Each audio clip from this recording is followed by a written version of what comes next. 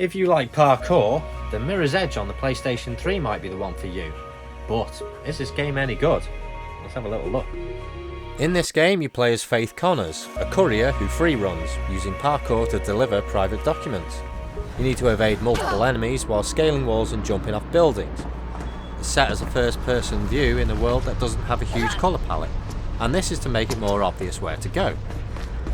You learn more moves as you progress, but your basic abilities are wall running, hanging from ledges and climbing up drain pipes. You can openly run around to a certain degree, but you still have to stick to one path.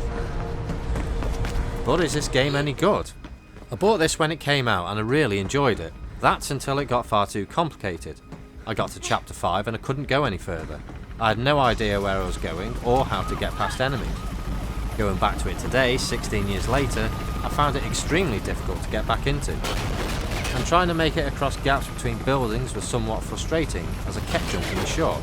As you can't see where your feet are when you're looking forward, you're not entirely sure when to make the jump.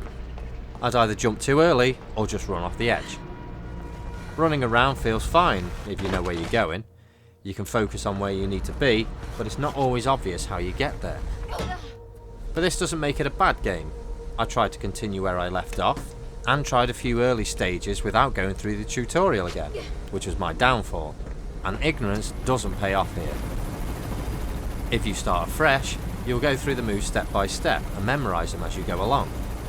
The graphics look pretty good even today, and although they have gone for a different route with the colour palette, it works really well, and it helps highlight where you need to go.